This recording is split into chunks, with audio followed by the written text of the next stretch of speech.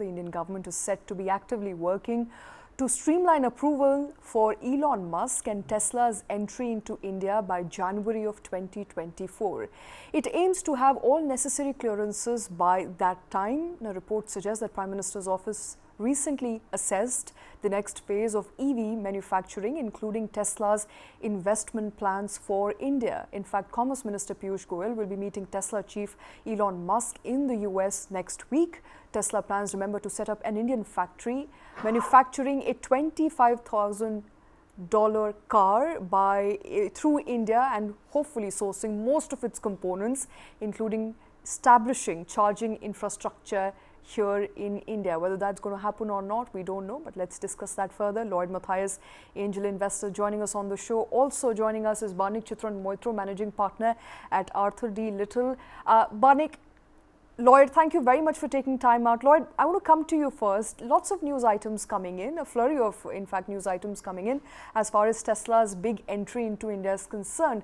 Now, what will happen first? Are we going to get a Tesla car first, or will Tesla first set up a factory?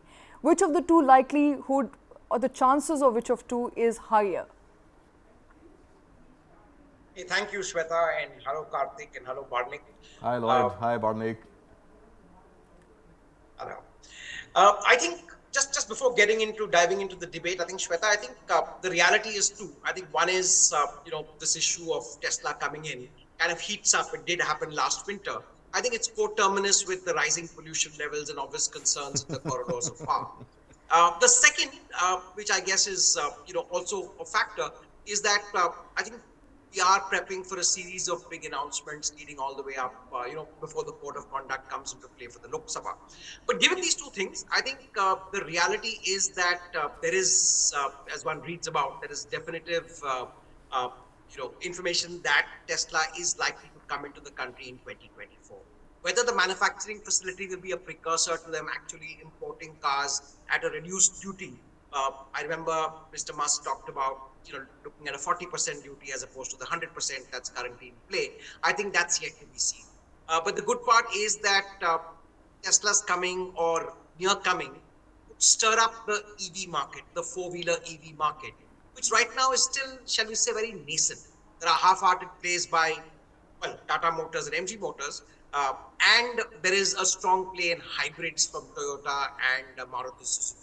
So I think clearly Tesla's coming in will stir up the EV market, and just given our pollution levels and the need, in terms of India's larger commitments to climate change, I think that would be a very positive development.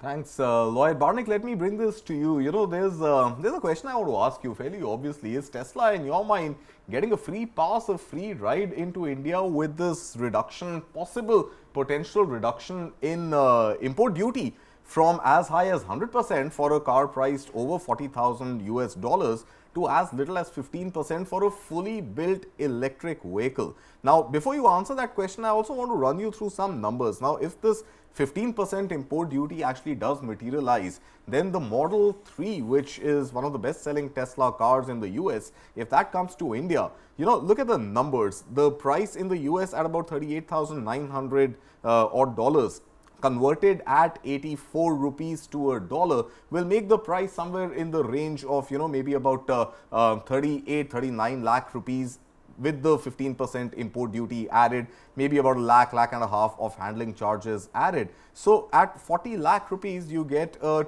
Tesla Model 3 here in India with just a 15% duty. Is it fair on the investments made by Indian manufacturers, Indian players in shoring up their own EV fleet? Yeah, so I think let's take a step back and understand if there is a policy, what will the policy look like? I think it's highly unlikely that there will be a policy specific only to Tesla.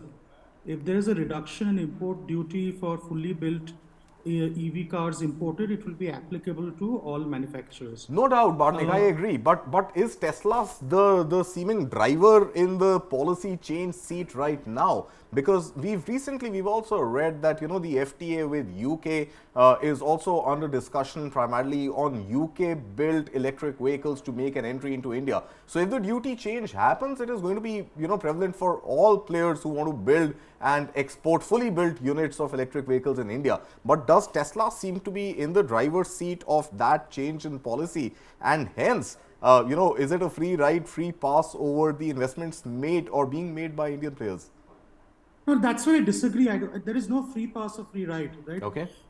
If you look at all markets around the world, and let's look at a market like Norway, where actually electric vehicle penetration is now close to 75-80%, it is very hard to drive passenger car EV mobility penetration unless there is aggressive subsidies given by the government, right?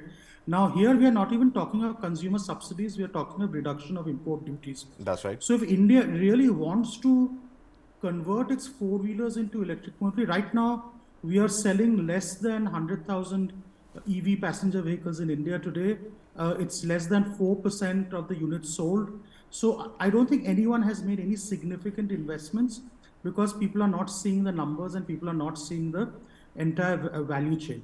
Now, I would say the way to do it, right, is if you are reducing import duty, that must be done for a finite period of time with the explicit understanding that a domestic manufacturing ecosystem will be set up.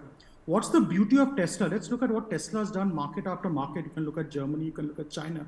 They always enter these markets by importing fully made vehicles. Yeah. And then they bring the full supply chain and ecosystem with them, which includes battery manufacturing, which includes charging, right? And they build out the ecosystem. That's now, right. if we get a little bit of a lower import duty of it, and here I'm not even talking of subsidies, right? I think it's a reasonably good deal for India to build the ecosystem out, right? So yes, Tesla's at the forefront of it, but I would not call it getting a free ride, because if I look at other countries, in the US for ages, there was a federal subsidy of nearly $15,000 on an electric vehicle. We are still even not got there where we are offering subsidies on electric vehicles.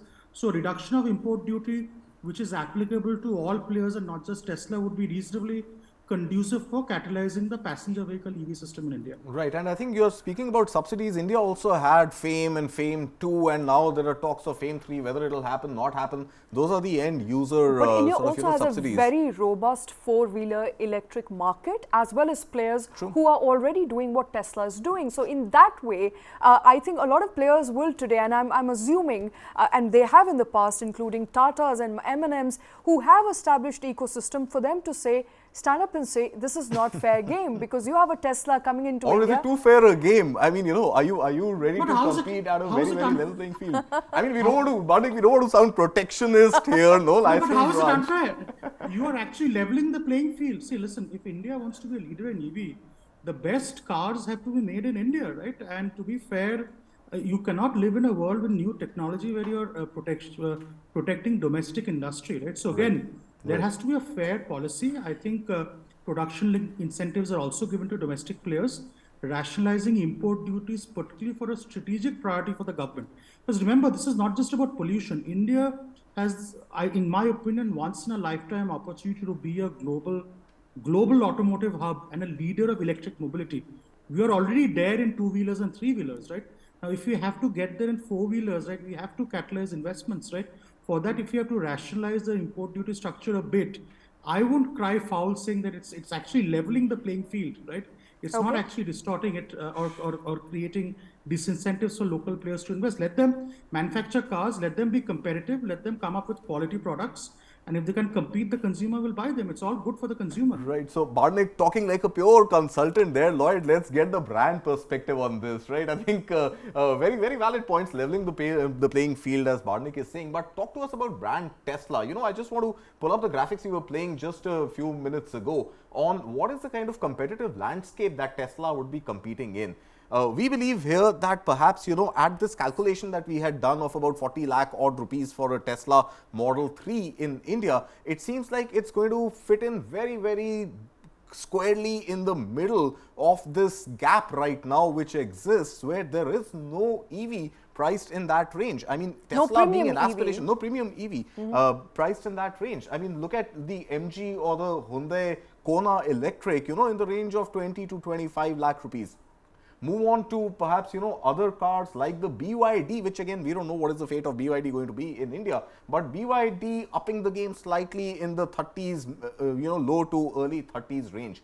And then you've got the next wave really coming, this entire gap of 10 lakh rupees vacant right now with the Hyundai Ioniq. Now you've got absolutely nothing in between from that 33 to 50 odd lakh, 45 lakh price range.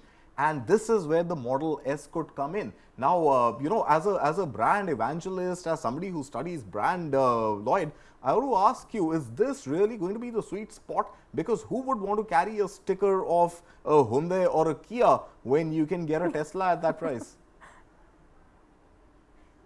I think Kartik, brand Tesla and all that Musk has done has certainly been very disruptive.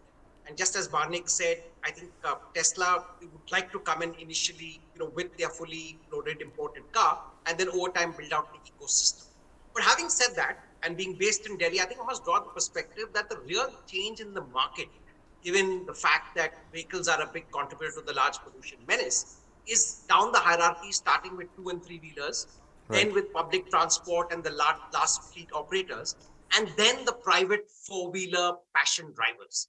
I think when we're talking about the 40 lakh, we're still talking about that relative fourth order in the hierarchy of 2-wheelers, Very true. 3-wheelers, public transport, fleet operators. You're still talking about the private vehicle owner, and that will make a small dent into the larger concern about climate pollution. Having said which, on the brand front, there's no denying that the Indian automobile market, specifically the EV market, needs a big shakeup. I think Tesla and all that it promises and the excitement is generated in markets, starting with the US and then Germany and China, clearly will make a big difference. So it will, in a sense, revolutionize the entire EV market to a large extent, starting with a lot of private vehicular manufacturers. And it might suddenly put the other two competitors, namely, the CNG market and the strong hybrids. We're seeing a lot of play in the hybrids. It might put that in the shade. So once the ecosystem gets built out, once there are adequate recharging stations and charging points, once range anxiety recedes into the background, I think that can make a significant difference. So brand Tesla is certainly something that is going to attract a lot of eyeballs, but initially largely within the private 4-wheeler owners and the higher end of that, not the entry-level segment. So I think it'll be some time away before it becomes a massive. But image-wise, in terms of what it can do, the shakeout would be huge. Absolutely. I mean, who doesn't want to own a Tesla? The dream of owning a Tesla, I think, our household really depends on the price point at which it Shweta, enters. I will actually wait for the Tesla manufacturing to be set up in India. I'll wait for 2 years, get that sub $24,000 car price at 20 lakh rupees, because 40 lakhs is something I can't go for right now. Not right now, but I'm sure you can in a year or two. But thank you very much, Lloyd Mathias, for joining us. Today for this very important story. I think, Kartik, going back to one of the discussions that we were having on 2-wheeler EVs just about a couple of months ago, the concern was that what do you do first? Do you really set up the infrastructure? Do you incentivize having that vehicle? So, which is what, Shweta, if you remember, I think if I can attribute it to Shubhendu Jyoti Sinha of Niti Aayog, he had said that I think the rate at which the charging infrastructure will come up is going to outpace the rate at which electric mobility would be adopted in India. So I think the government is fairly clear that charging infrastructure is going to be set up ahead of the rollout of more and more electric vehicles. Which is where Tesla becomes more important. And Tesla brings in both, brings in the electric vehicle and is also keen to bring in the charging infrastructure and lay that out across the length and breadth of India. So I think it's definitely a win-win for India if Tesla comes. However, the commitment to manufacture in India 2 years, 3 years hence is imperative. But again, I think the question unanswered is that Tesla may agree to do that. But if you lower import duties, will you be able to convince everybody who wants to avail of that 15% lower duty to make in India? All right. So those, of course, are conundrums that the government will have to fight. But Barnik, Chitran, Maitra, Lloyd Mathias, thank you very much, gentlemen, for joining us on the show today.